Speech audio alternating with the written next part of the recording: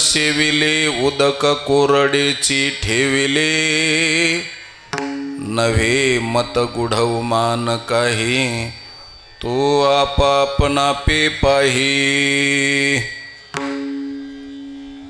पाटेपूर ओसंडला पाटेपूर ओसंडला सरिता सागर तुंबोनी ठेला नव्हे मत गुढव मान काही तो आपापना पे पाही वांजे घरी बाळ तहाना वांजे घरी बाळ तहाना एक बाळी दोकाना नव्हे मत गुढव मान काही तो आपापना पे पाही तुका मने पैस तुका मने पैस अनुभविया ठावा गोडी रस नव्हे मत गुढव मान काही तो आपापना पे पाही विठ्ठल विठ्ठल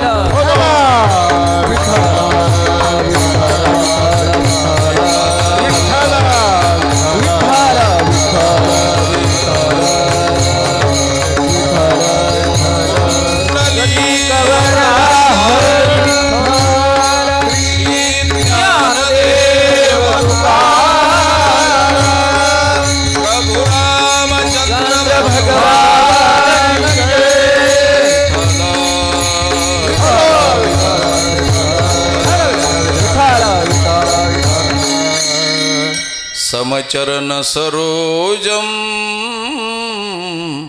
सांद्र नीलांबोदाभम जघन निहित पानिम मंडनम मंडनानाम तरुण तुलसीमाला कंदरम कंजनेत्रम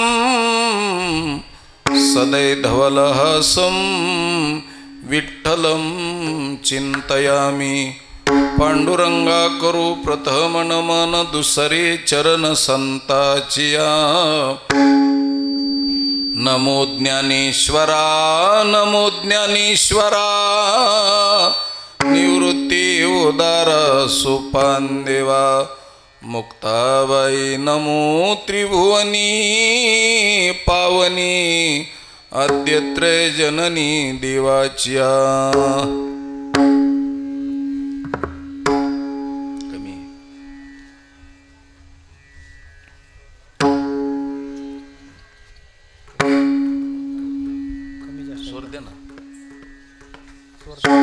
तुमच्या मृदंगाचा स्वर द्या म्हणून त्या स्वरात बरोबर राईट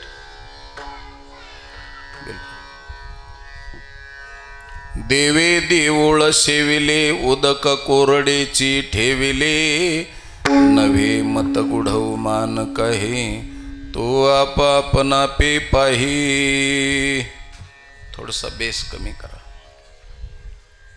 प्रस्तुत प्राप्त प्रसंगी आदरणीय परमपूज्य हरिभक्ती परायण गुरुवर्य भागवत बाबा यांच्या 45व्या पुण्यस्मरणाच्या निमित्तानं आयोजित केला गेलेला हा 7 दिवसीय कीर्तन सोहळा त्या कीर्तन सोहळ्यातील सर्व ग्रामस्थ मंडळींच्या वतीनं सप्ताह कमिटी समिती अध्यक्ष उपाध्यक्ष सर्व देणगीदार गावातली तरुण मंडळी ज्येष्ठ श्रेष्ठ वयोवृद्ध तपोवृद्ध ज्ञानवृद्ध मंडळींच्या वतीनं आबाल वृद्ध माता भगिनी सर्वांच्या वतीनं गावातल्या कारभारी मंडळीच्या वतीनं आमचे आदरणीय परमपूज्य हरिभक्ती परायण मदन महाराज वरपे यांच्या माध्यमातून माझ्याकडं ही सेवा सुपूर्द करण्यात आलेली आहे।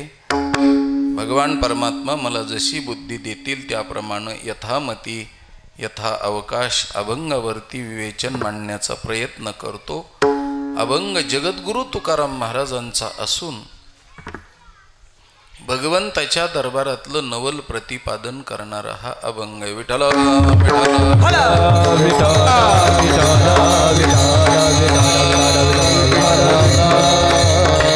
सभा सकळ साधू संतांची, महामुनी विरक्त्यांची, पंडित पाठक ज्ञानी यांची, या सकळा ते विनवनी, करा विठ्ठल स्मरण नामरूपी अनुसंधान. सर्व माता भगिनी, श्रोतृवर्ग, अधिकार संपन्न टाळकरी वृंद, गायक वादक, सर्व गुणवान मंडळी, सर्वांच्या पायावरती प्रणिपात लोटांगण दंडवत घालतो. उपस्थित असलेल्या सर्व महाराज मंडळींच्या पायावरती कोटी कोटी प्रणाम करतो.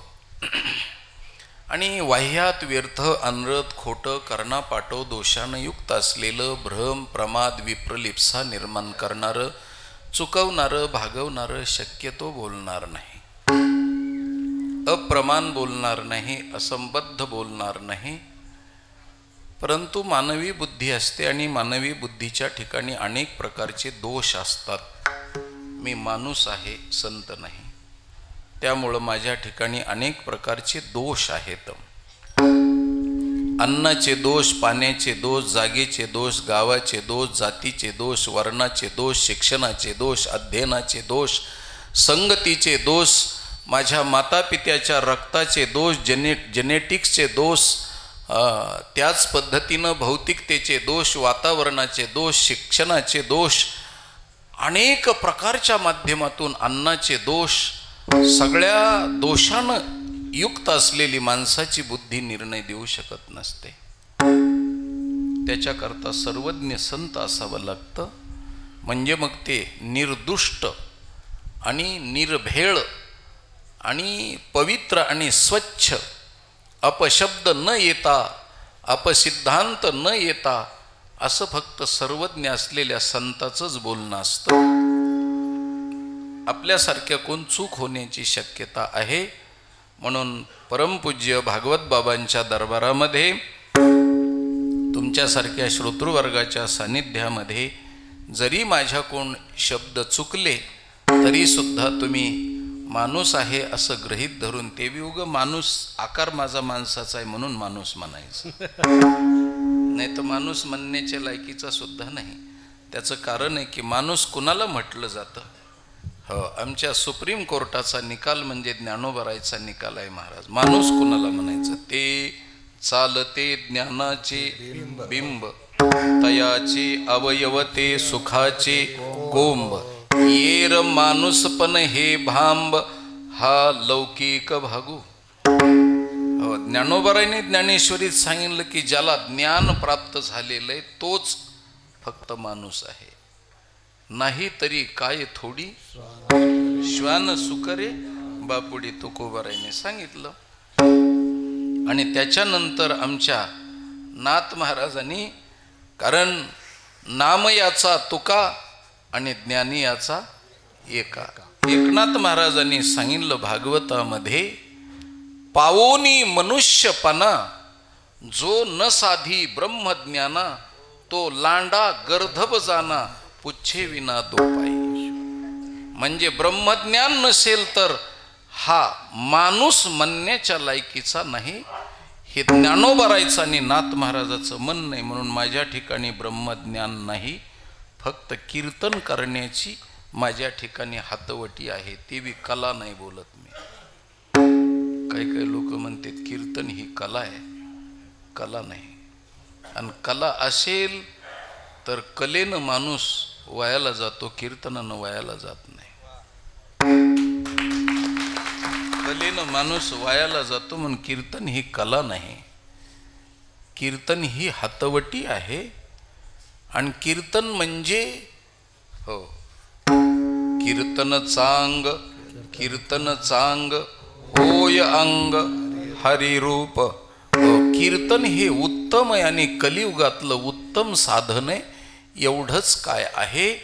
म्हणून ते बी कीर्तन सगळ्या विद्वानाला पटेल माझं असं सांगता येत नाही. म्हणून पुनश्च एकदा सर्व महाराज मंडळींच्या पायावरती, कारण आदरणीय महाराज आहेत, आदरणीय वरपे महाराज, माझ्याकडून 2 महाराज बसलेले आहेत, तर दोघाच्याही पायावरती प्रणाम करतो. आणि त्यांच्याकडून माझ्या बुद्धीमध्ये कृपेचं भांडवल देण्याकरता त्यांच्याकडं अपेक्षा करतो.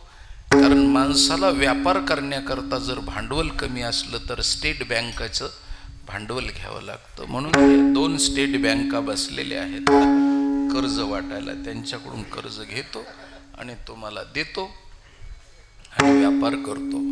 विठ्ठल विठ्ठल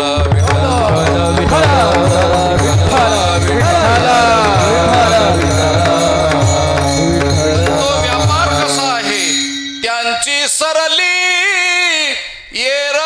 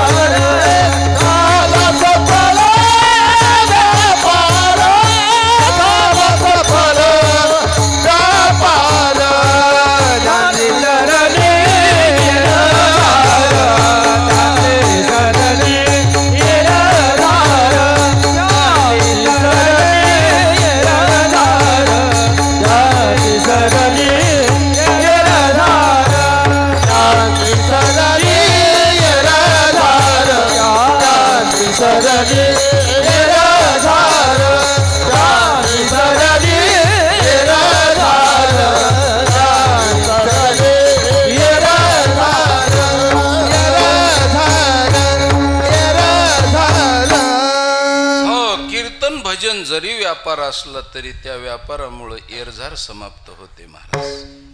म्हणून तुका म्हणी हो त्यांची सरली होय तो व्यापार. तुका म्हणे होय होय तो व्यापार करा काय. तुका म्हणे हित होय तो व्यापार. हा तुका म्हणे हित होय तो व्यापार. बघा असं म्हातारपणाला घोटाळा होतो. तुका म्हणे हित होय तो व्यापार. ऐकणे असा व्यापार आहे महाराज, हिताचा व्यापार आहे. असो जाऊ द्या, व्यापारावर जास्त गटुडे सोडित नाही मी. फक्त एकच गोष्ट सांगतो, जगद्गुरु तुकाराम महाराजांनी या अभंगामध्ये काय प्रतिपादन केले तर अभंगाचा सरळ भावार्थ सांगतो आणि मग एका एका पदावर आपण 4 वाजेपर्यंत कीर्तन करू.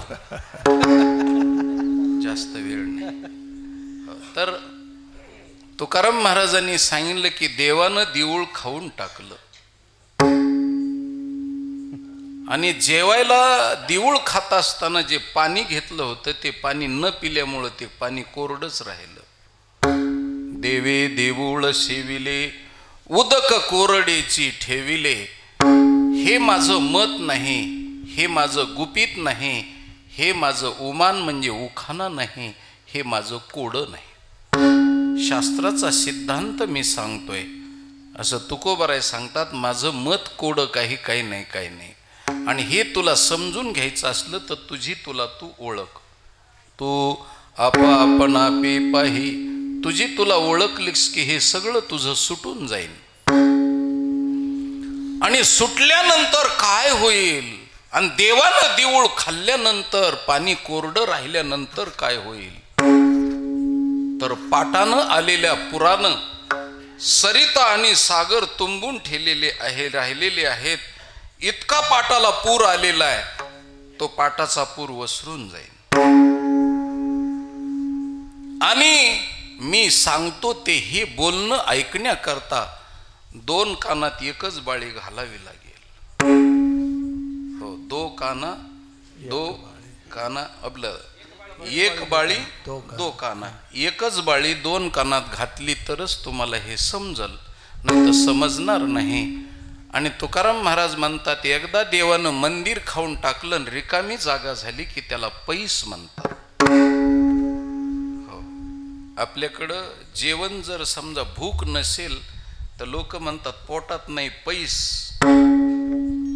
आणि उगच विनाकारण उठा बैस असं म्हणते. तर पोटात पैस म्हणजे रिकामी जागा असेल तर जेवण.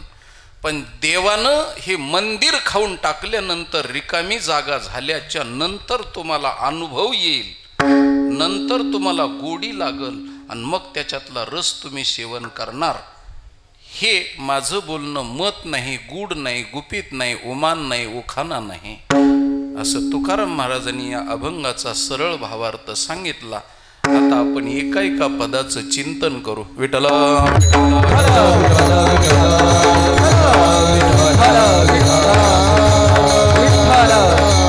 आता जगद्गुरु तुकाराम महाराज आखटीत घटना सांगतात की देवानं देऊळ खाल्लं म्हणून.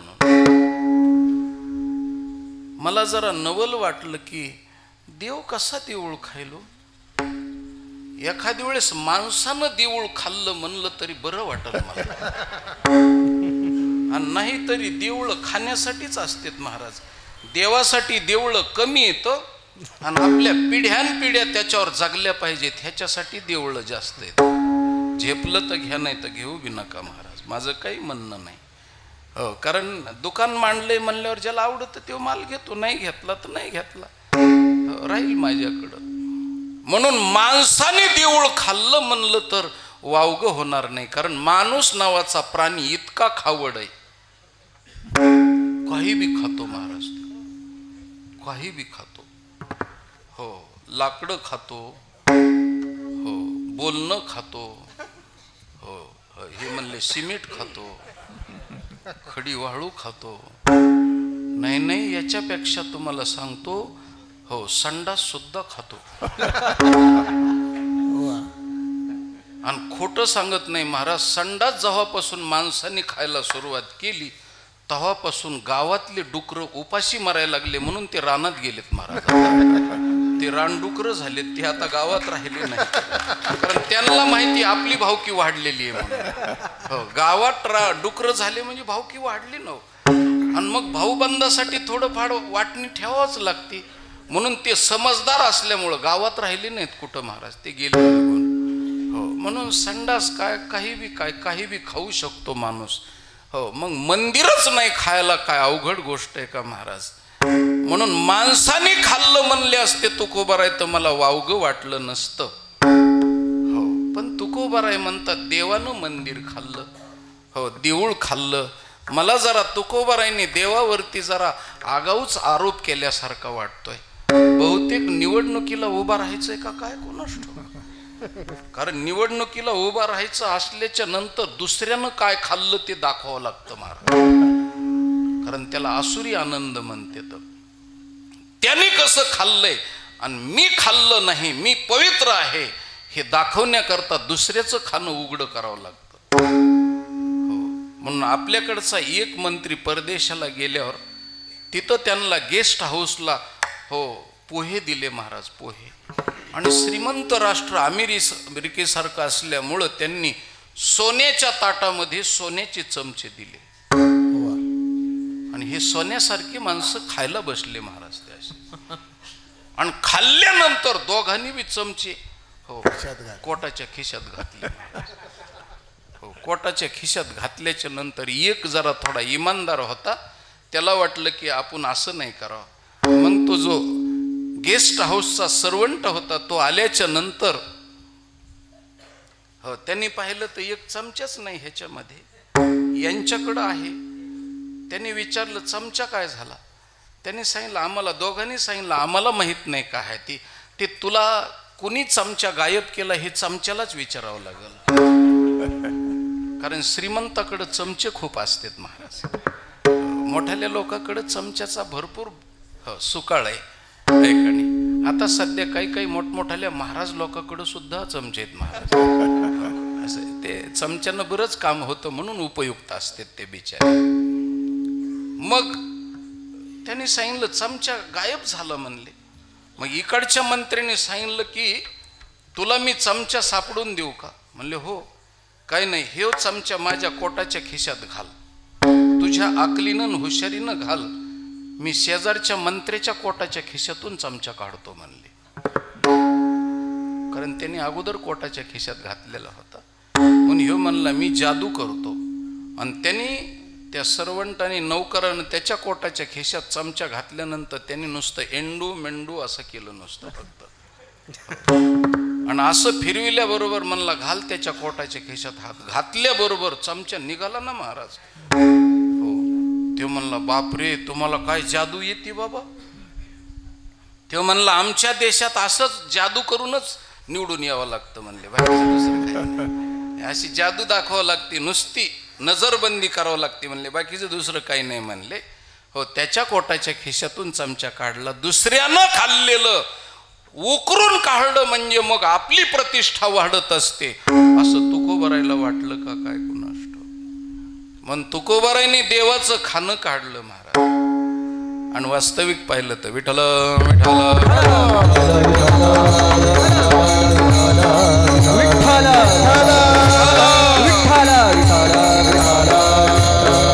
देवावर ही वेळ का आली महाराज. मंदिर खाण्यापुरती, देऊळ खाण्यापुरती देवावरती वेळ का आली महाराज. मी जाता जाता सांगतो, देवावरती वेळ आली नाही मग तुकोबाराय खोटं बोलतात का. नाही, तुकोबाराय बी खोटं बोलत नाहीत आणि देवावरती आळही घेत नाहीत. घटना कशी झाली, काय झाली घटना, काय घडलं, देवावरती अशी का वेळ आली महाराज. जगाला खाऊ पिऊ घालणारा खरं वास्तविक पाहिलं तर परमात्मा आहे महाराज. पोषितो जगाशी एकला तो, म्हणून त्याचं नाव आहे विश्वंभर. विश्वाचं भरण पोषण करतो महाराज. तुम्ही जर उपवासी राहिलात तर काळजी त्याला आहे, कारण जेल मधला कैदी जर उपवासी राहिला तर त्याची सजा, हो सुप्रिटेंडला कैद्याची सजा, हो जेलरला अधिकाऱ्याला लागत असते उपाशी का राहिला म्हणून. तसं तुम्ही आम्ही उपाशी राहू नये म्हणून भगवान परमात्म्याला काळजी आहे महाराज. हो, तो आम्हाला खाऊ घालतो. अरे राजा हो, तुम्ही आम्ही तरी धडपड करून खाणारे आहोत, पण डोंगरावरच्या किड्या मुंग्याला, पालीला सरड्याला कोण खाऊ घालतं. कोण घाली जीवनात याची कोण घाली, जीवनात याची कोण घाली, जीवनात याची कोण घाली.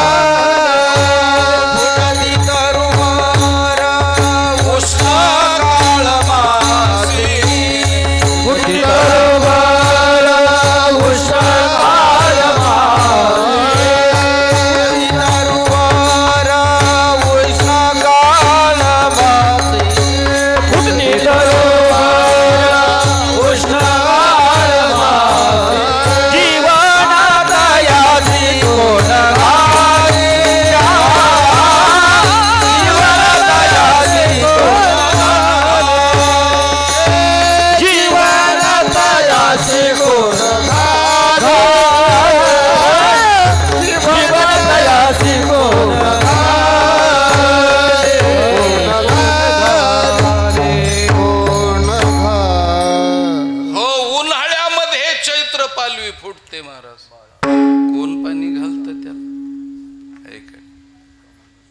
आपल्याकडं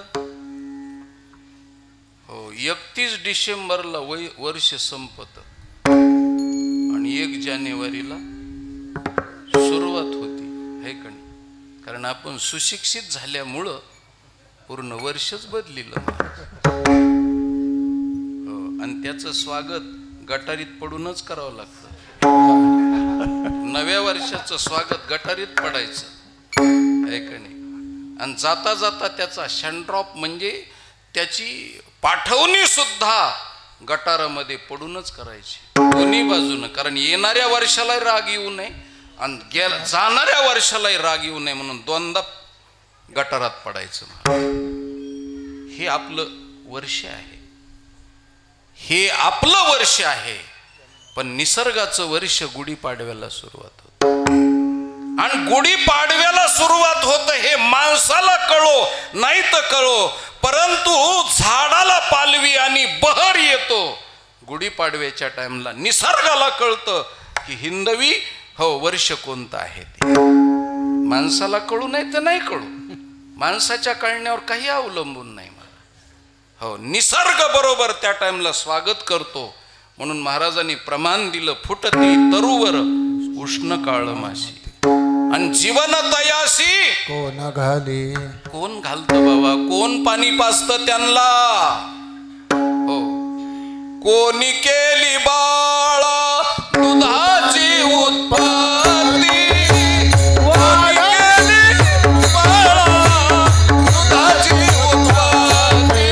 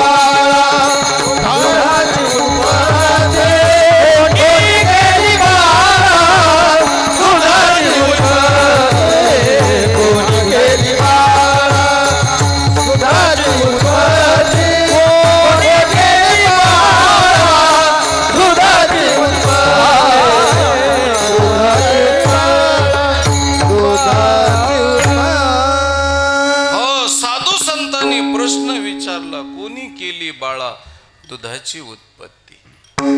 हो, आपल्या दुधाची उत्पत्ती, लेकराच्या दुधाची उत्पत्ती कधी होते महाराज? लेकरू जन्माला आल्यावर नाही होत. मी जरा थोडा आगळिकतेनं बोलतो. लेकरू जन्माला येण्याच्या अगोदर दुधाची उत्पत्ती नाही महाराज. तर कधी उत्पत्ती आहे? तर तुम्हाला सांगतो, पूर्वीच्या काळात मुलगी लग्न होऊन गेली की तिच्या बरोबर गाय द्यायचे महाराज, का नाही? आणि ते बी गाय म्हणजे अशी कारवड असलेली लहान गाय द्यायची. ती मोठी होऊन पहिल्या वेतापासून तिनं दूध दिलं पाहिजे. तसं बाळाच्या दुधाची उत्पत्ती कधी? तर तिच्या आजीच्या पोटामध्ये मुलीचा गर्भ राहिला तेव्हापासून उत्पत्ती आहे महाराज. आवडलं तर घ्या. आपल्या आईचा, तिच्या आईच्या गर्भामध्ये स्त्रीचा जन्म झाला तेव्हापासून बाळाच्या दुधाची उत्पत्तीची व्यवस्था तेव्हापासून केलेली देवा, इतक्या लांबपासून. म्हणून जगाला खाऊ घालणारा आहे महाराज. मी गोष्ट कशासाठी सांगतो? त्या देवावर वेळ आली, एकही त्याला खाऊ घालीत नाही महाराज कोणी. तुम्हाला आम्हाला खाऊ घालणारा परमात्मा आहे, पण देवाला नैवेद्य दाखवला का रे बाबा? हो, अरे गावगावचे हनुमंताचे मंदिर बिना नैवेद्याचे वर्षानुवर्ष झालं. वर्षानुवर्ष नुसतं त्याच्या डोक्यावर प्रत्येक जण येऊन तांभर पाणी टाकतो. पाणी टाकलं म्हणजे पोट भरत असतं का? उपाशी येत महाराज देव. गावगावचे मंदिरातले देव उपवासीत उपवासी.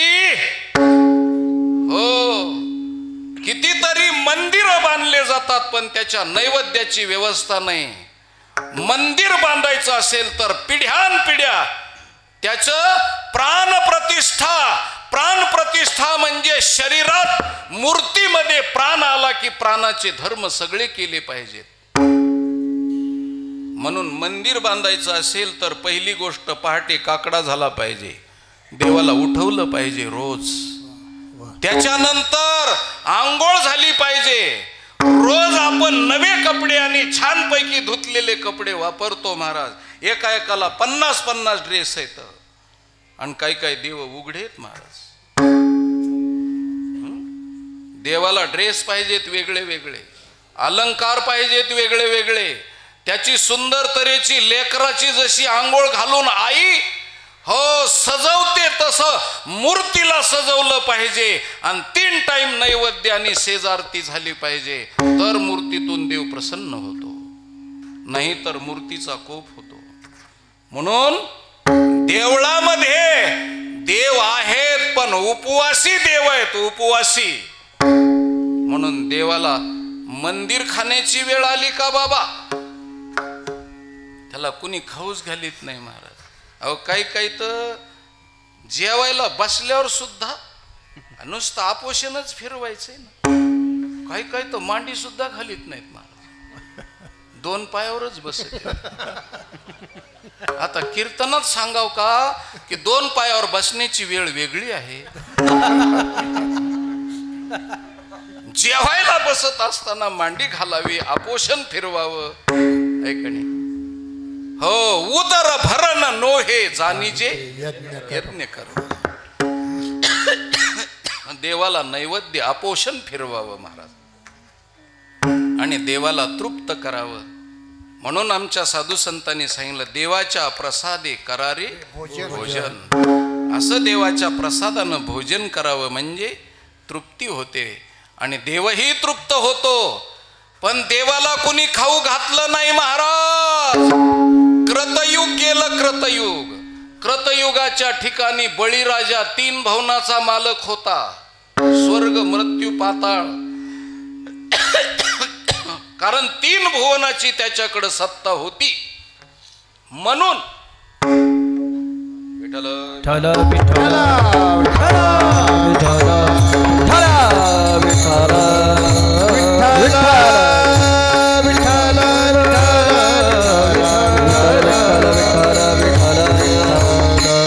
म्हणून 3 पायात 3 भुवन आटवलेत वामनानं.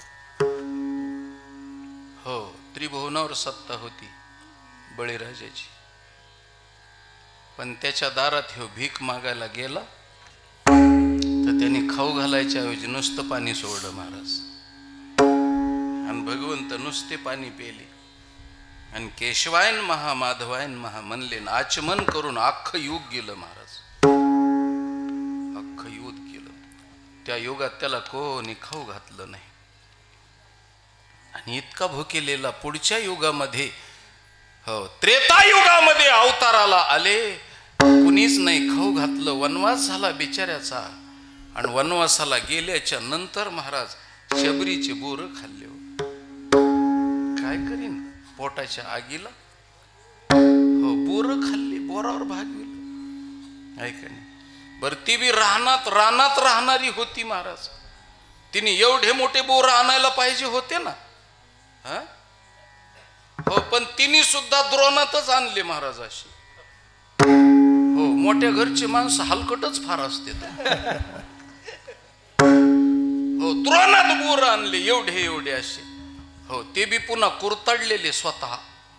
हो असे कुरतडलेले बोर. 1.5 हो कृतयुग आणि त्रेतायुग निम्म गेलं महाराज. तरी उपाशी असलेल्या देवाला नुसत्या द्रोणावर आणि बोरावर भागवावं लागलं. बर बोरावर भागवलं ती भागवलं, पण त्या देवाच्या खाण्याचे वाभाडे हो फ्रंट पेजला बातम्या आल्या महाराज, पेपरला आणि मीडियाला. उच्चिष्ट ती फळे खाय भिल्लाटीचे, उच्चिष्ट ती फळे खाय भिल्लाटीचे, उच्चिष्ट ती फळे खाय भिल्लाटीचे, उच्चिष्ट ती फळे खाय भिल्लाटीचे. आवडी तयाची मोठी देवा, आवडी तयाची मोठी देवा, आवडी तयाची मोठी देवा. ती फळे खाय भिल्लाटीचे.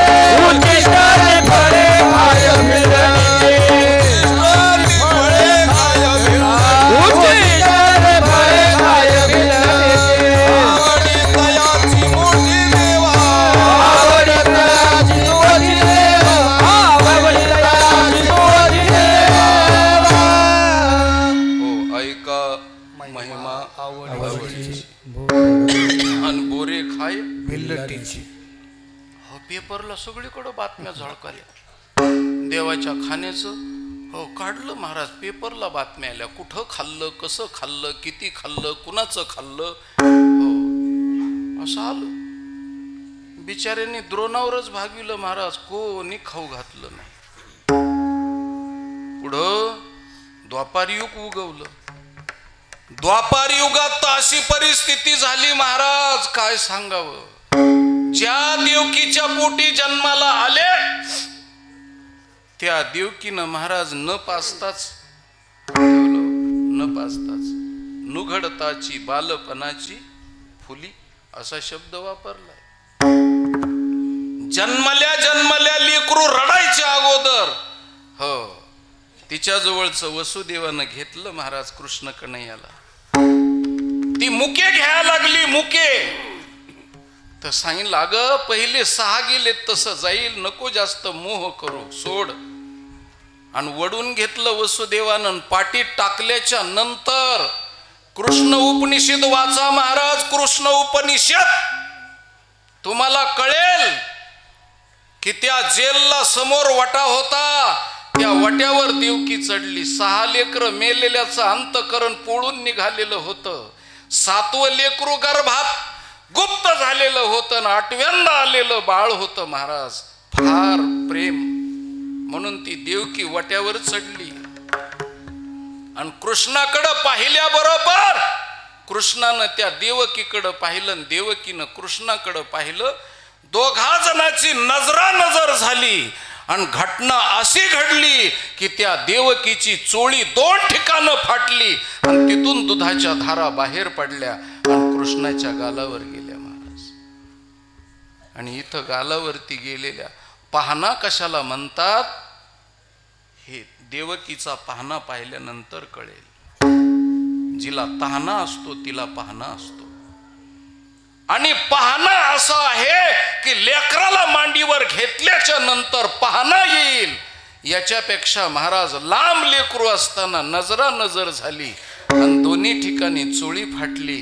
आणि महाराज दुधाच्या धारा गालावर गेल्याबरोबर कृष्णानं जीभ बाहेर काढली आणि देवकीला नम्रतेनं डोळ्यानं खुणवलं, धन्य झालो मी, ज्याच्यासाठी अवताराला आलो ते मला प्राप्त झालं. आणि 1 थेंब दूध प्याले महाराज कृष्ण परमात्मा, 1च थेंब. आणि तशा अवस्थेत गेले. आणि गोकुळात गेल्यावर तरी तिथल्या लोकांनी खाऊ घातलं काय महाराज. चोऱ्या करावं लागल्या,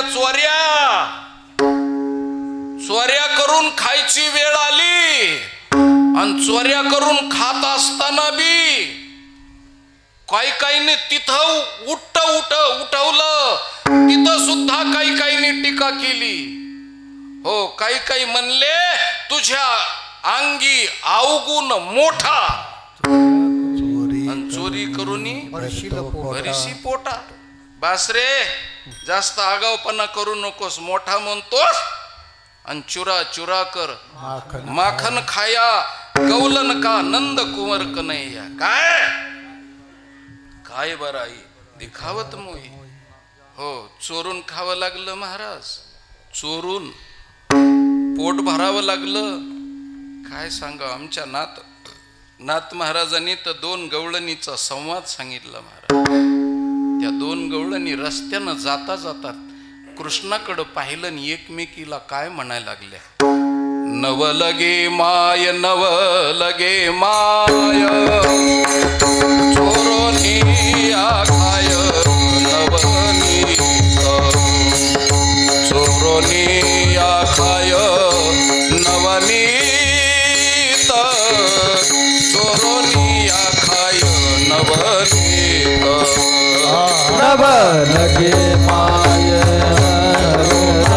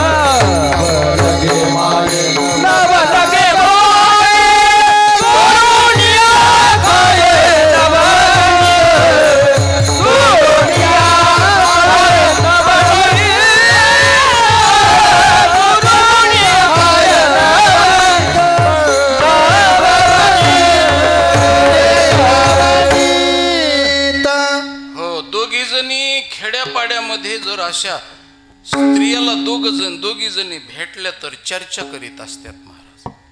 आणि हे नाथ महाराजांनी पाहिलं. हो, त्या काय म्हणा लागल्या, नवलगे माय चोरुनिया खाय नवनीत. काय म्हणल्या, एकमेकीला म्हणायला लागल्या. ते बी बोलत असताना कशा बोलतात, माय मोठ्या घरचं लेकरू. हो, आणि आश्चर्य करून हो मधीच नाक वाढायचे. काय सांगा बाया, नाही तर म्हणशील माय कोणाला उगच मोठ्याच्या घरचं काही बोललं तर एका घरी का दोन घरी होत असतं बघा. पण मोठ्या घरचं लेकरू बाया आणि नुसतं लोकांच्या लोण्यावरच नजर आहे.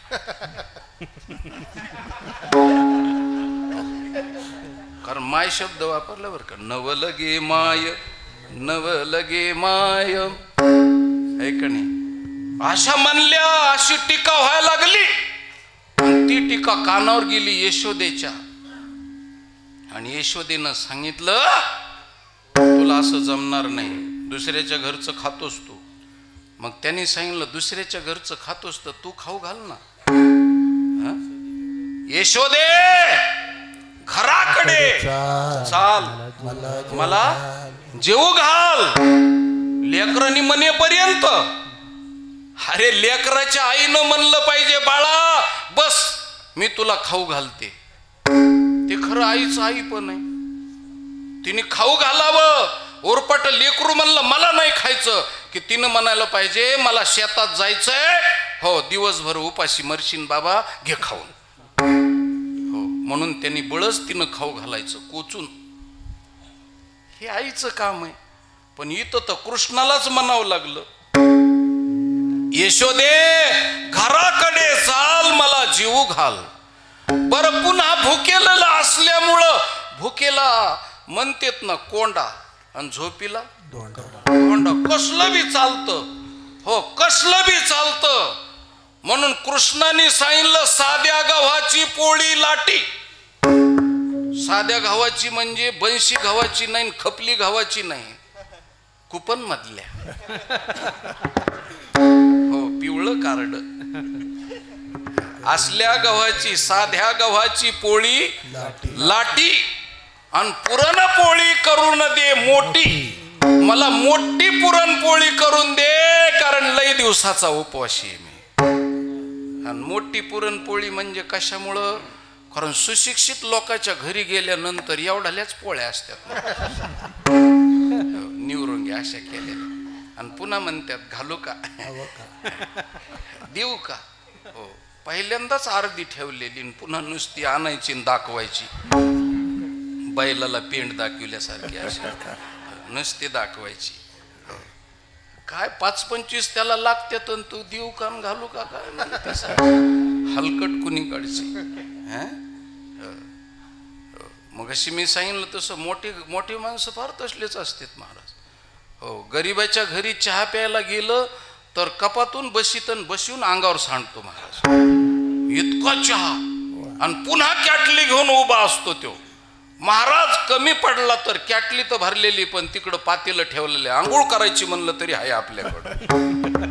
इतका गरिबाच्या घरचा चहा. आणि मोठ्याच्या घरचा चहा असा कपाट डोकावून बघावं लागतो. हो, टाचावर करून दिसतोय का मध्ये, कारण तळ आला तर आला, असं मध्ये डोकावून बघायचा. ते बी पुन्हा नैष्टिक ब्रह्मचारी कप महाराजाशी, अविवाहित, बशीला फारकत दिलेली अजिबात नाही, बशीचा संबंधच नाही त्यांचा. नैष्टिक ब्रह्मचारी, नुसते कप कानाला धरलेले. हो, असं मोठ्याच्या घरचं तूप, मोठ्याच्या घरचा चहा. हो, असा कपाच्या खाली बुडाला जर टेकलेला चहा असेल तर समजा घर मोठं आहे नक्की. हे असा अंदाजा काढायचा तुम्हाला सांगतो. विठ्ठल विठ्ठल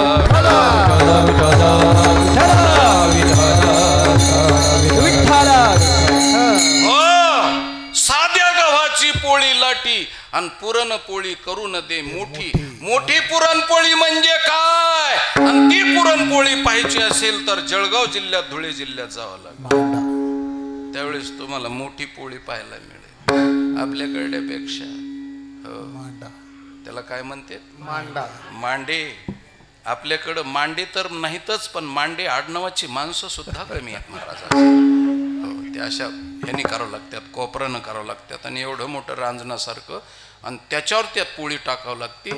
एका पोळीमध्ये 7-8 माणसं सहजासहजी झोपू सुद्धा शकतात, खाऊ तर शकतात, यात नवल नाही, पण नरमपैकी झोपू शकतात महाराज. अशा पोळ्या त्या कृष्णाने सांगितलं, अशी पुरण पोळी करून दे मोठी, हो, आणि नाही आडवीत गुळासाठी द्या गुळ.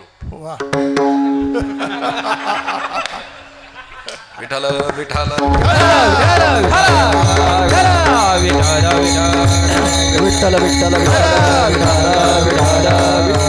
नाही आडवीत गुळासाठी यशोदे घराकडे चाल, मला जेव घाल. यशोदेला जेवायला घालायला लावलं, पण तिने बी नाही पोटभर घातलं महाराज. आणि कृष्णाला सांगितलं, तू रानात गाई सांभाळायला जा, माझं काल्याचं कीर्तन नाही, फक्त देवाच्या खाण्याचा विषय सांगतोय मी, लक्षात घ्या. तिकडं पाठविल्यावर बी त्याने, तिकडं बी वनवासात पाठविलं, तिकडं बी बोरं खाल्ले, इकडं गेल्यावर बी खावड माणसं असल्यावर कुठं बी महाराज फॉरेस्ट खात्याचे जरी त्यांना अधिकारी केलं तरी तिकडं बी व्हायना, चंदन का व्हायना, पण खात्यातच महाराज. हो, मोठमोठे. तिकडं गेल्यावर यांनी काय केलं, काही लेकराला हो वळत्या आणायला पाठविलं, गरीबाच्या लेकराच्या शिदुऱ्याच खाल्ल्या महाराज. हा बरं, खाल्ल्या ती खाल्ल्या, पण तिथंही आमचे ईडीचे अधिकारी गेले आणि त्यांनी डायरेक्ट यादी दिली महाराज. हो, ईडीच्या अधिकाऱ्याने यादी दिली, काय काय खाल्लं बोला. देवे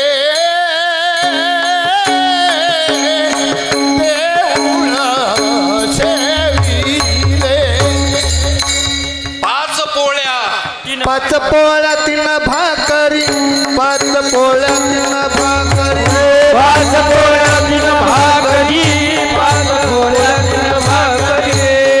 कानूला एक कच्ची पोळी, कानूला एक कच्ची पोळी, कानोला एक पुरी, कानोला एक माधाडी येल्यावर चाळी, माधाडी येल्यावर चाळी,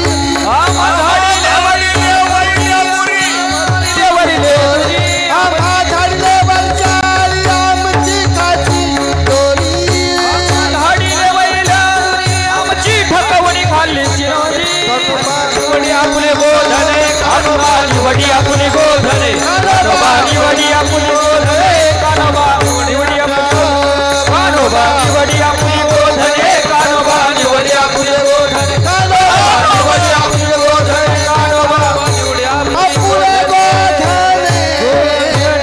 गोधने. यादी दिली, काय काय खाल्लं ती. 5 पोळ्या,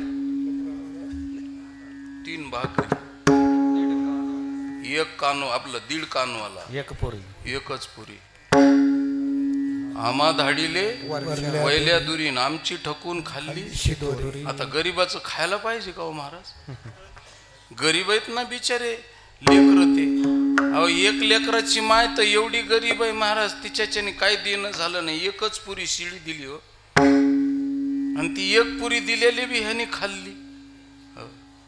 आणि जर त्याला पुऱ्याच खायच्या होत्या तर आमच्या जालना जिल्ह्यात आला असता तर खूप पुऱ्या होत्या महाराज. दूधपुरी, दहीपुरी, हो, रामपुरी, शिरापुरी, हा, खीरपुरी, हो, काय पुऱ्या आहेत महाराज तिकडं. एका एका तालुक्यात 50-50 पुऱ्या आहेत महाराज. त्या थोड्या आहेत का काय? इतक्या पुऱ्या खाल्ल्या, 1च पुरी खाल्ली देवानं. हो, आणि एका आईनं तर बिचारी गरीब होती, तिनं तोंडामध्ये घास घातला, निम्मा कानवाला. कानवला कळतो ना? हो, पंचमीच्या टाइमला कानवले करतात महाराज. हो, नाही तर तुमचं माझं नुसतं कानवाला ऐकून कानवालाच व्हायचा. हो, हो, कानवाला म्हणजे मधी पुरण घातलेलं असतं ना, असा कानवाला तोंडात घातला आईनं. खाता खाता लक्षात आलं माझ्या लेकराला पाहिजे, म्हणून तोंडातला घास काढला आईनं. तो अर्धान पहिला 1 असा 1.5 कानवाला दिला. त्यो बी ह्यांनी खाऊन टाकला. एका लेकराच्या 3 भाकरी खाल्ल्या आणि एका लेकराच्या 5 पोळ्या खाल्ल्या. जरा बऱ्या घरचं होतं, त्याच्या आईनं 5 पोळ्या दिल. त्या खावड लेकरू असल्यामुळं त्याच्याही खाऊन टाकले. ह्या सगळ्या लेकराच्या खाऊन टाकल्यावर ते म्हणले आता चल तुझ्या बापाकडं. त्याच्या बापाकडे गेले. कानोबा तुझा बैल चुकला मोरा, सांगो गेलो तुझ्या घरा, आणि पाठी लागला तुझा म्हातारा. अहो काय बापाला घरानं सांगायला गेले हे लेकर. म्हणले माईच्यानी काय होत नाही. माईला घरानं सांगितलं, गवळणीनं तर काहीच केलं नाही माईनं, म्हणून बापाला घरानं सांगायला गेले. आणि गवळणी स्त्रिया होत्या म्हणून यशोदेला घरानं सांगितलं, आणि हे पुरुष होते म्हणून यांनी नंद बाबाला घरानं सांगितलं. तर ती म्हातारं काठी घेऊनच मागं लागली. हो, एका लेकराने हापूसच्या बागेमध्ये आंबे तोडले महाराज, एवढी पिशवी भरून. एका लेकराने एवढी पिशवी भरून आंबे तोडल्या बरोबर त्या बागेच्या मालकानं जागेवर पकडला मनगटाला धरून. म्हणले आता तुझ्या थोबडीत दिली असती, पण लहान आहेस तू, चल तुझ्या बापाकडं. ते म्हणला माझा बाप भेटायचाच नाही तुम्हाला. ते म्हणलं का भेटायचं नाही? म्हणलं भेटणारच नाही. म्हणलं हो तुम्ही जाऊच नका. पण म्हणला का भेटणार नाही? म्हणला त्याचं कारण आहे तो वर शेंड्यावर आंबे तोडतोय. आता हे तरी खाली तोडीत होता, तो तर शेंड्यावर तोडतोय. घरानं कुणाला सांगायचं? हो, म्हणून पाठी लागला तुझा. कुणाला घरानं सांगितलं नाही महाराज, गपचीप बसले. काय कराव? काही नाही. सरते शेवटी पोट नाही भरलं, आईकडून नाही भरलं, लोकांकडून नाही भरलं, म्हणून बहिणीकडे गेला महाराज. सख्या बहिणीकडं नाही. सख्खी बहीण म्हणजे द्रौपदी, आपलं सुभद्रा, तिच्याकडं नाही गेला आणि द्रौपदीकडे गेला. आणि गेल्यावर सांगितलं ताई मला खायला दे. अरे म्हणली तुला मी लोकाला खाऊ घालायसाठी बोलवलं, तू मला माझ्याकडे खायला मागतो. शिवरात्रीच्या घरी एखादच पाहुणी कशी जमत असते तसं. नाही नाही नाही म्हणलं मला काहीतरी खायला दे. हो महाराज त्या हो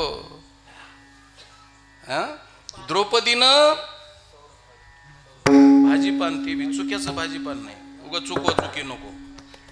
हो ते हरभऱ्याच्या भाजीचं पान, ते बी शेंड्याचं मोठं पान नाही, पाठीमागून अगोदर उगवलेलं बारीक निबर भाजीचं पान, तेवढंच खाऊ घातलं. तरी बी तिथं महाराज लाचलुचपत खात्याचे लोक पोहोचलेच आणि त्यांनी सगळं वडून बाहेर काढलं. हो काय बाहेर काढलं महाराज? काय देवा घरी न मिळेची अन्न, काय देवा घरी न मिळेची अन्न, काय देवा घरी न मिळेची अन्न, काय देवा घरी न मिळेची अन्न. मागे भाजी पान द्रौपदीसी, मागे भाजी पान द्रौपदीसी, मागे भाजी पान द्रौपदीसी. हो द्रौपदीच्या घरी भीक मागितली, कुठं चोऱ्या केल्या, काही केलं तरी त्याचं पोट भरलं नाही महाराज. सरते शेवटी विदुराच्या घरी जाऊन केळेन कन्या खाल्ल्या, केळाचे साल्टे खाल्ले तरी पोट भरलं नाही. सरते शेवटी कलियुग उगवलं, द्वापार युग गेलं आणि कलियुगामध्ये नामदेवरायने थोडंसं खाऊ घातलं. तिथं जरशी थोडसा तृप्त झाला, पण पुन्हा भूक लागली आणि मग देहूला गेले. देहूला गेल्यावर तुकोबरायला सांगितलं, तुकोबराय मला काहीतरी खाण्याची इच्छा आहे तुमच्याकडं. तुकाराम महाराजांनी सांगितलं माझ्याकडं काय खायला द्यायला देवा तुम्हाला? आम्ही सदैव सुडके, जवळी येता चोर धाके, जाऊ पुढती भिके, पुत्री घर राखीती, नांदणू कायसी सांगा, अशी माझी नांदणू काय देवा काय करू? आणि सरते शेवटी मग तुकाराम महाराजांनी देवानं महाराज आमच्या जिजामातेकडं पाहिल्याबरोबर जिजामाय पळत गेल्या आणि शेजारच्या घरून मुठभर कन्या आणल्या आणि एवढा डेक ठेवला. डेक कळतो ना, एवढं एवढं पातेलं नाही, एवढा मोठा डेक ठेवला पाण्याचा आणि त्याच्यात मुठभर कन्या टाकल्या आणि घडूघटकीला शिजल्या का म्हणून पाहत होते. हो महाराज त्याला उकळी आल्यावर त्या कन्या हो एकमेकीला कणून बोलायला लागल्या. त्याला कन्या कशामुळे म्हणायचं? कारण त्या कणून बोलत होत्या आणि दोघीची गाठ भेटच होत नव्हती. हिनं इकडून मोबाईलवर बोलायचं आणि तिने तिकडून मोबाईल उचलायचा. दोघी जणी मोबाईलवर बोलायच्या आणि एकमेकीला कणून म्हणायच्या, शिजलीस का ग? कणून बोलायच्या, शिजलीस का तू माझ्या अगोदर? अशा कणून बोलायच्या. म्हणून कन्या दरदरीत पाण्या माझी रांगी आल्या कन्या. आणि असा उपाशी असलेला ढेकर न आलेला, कारण ढेकराने जेवण पूर्ण होतं तुकोबाराय सांगतात. ढेकरी जेवण दिशेसाचे नाही तरी काचे, कुंथा कुंती पोट नाही भरलं. म्हणून देऊळ खाल्लं आणि ते देऊळ खाताना माझ्या तुकोबारायनं पाहिलं आणि गाथा नावाच्या पेपरला फ्रंट पेजला बातमी छापून दिली. अभंगाचं देवे देऊळ सेवी ये देवे देऊळ सेवी ये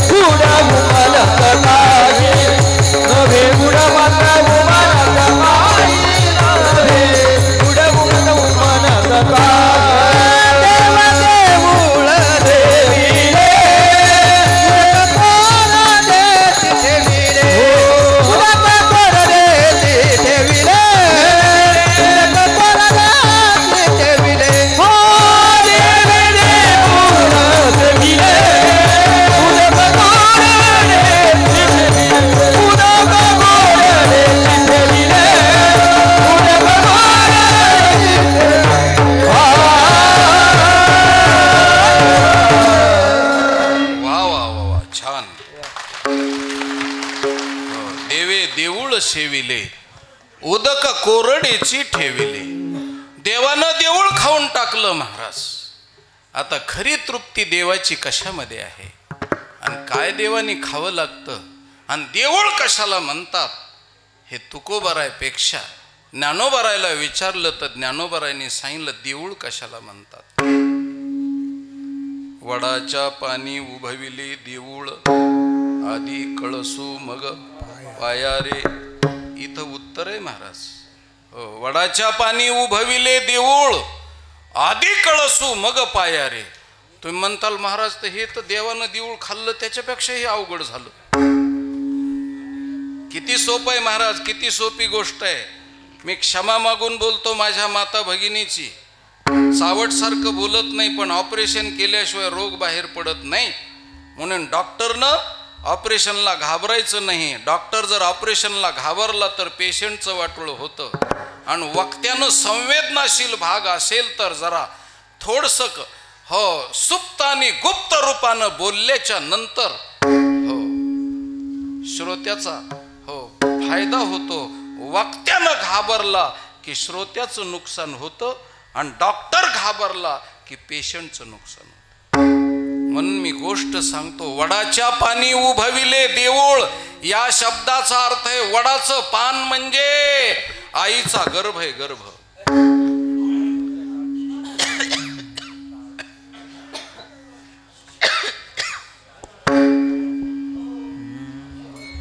विठ्ठल विठ्ठल विठ्ठल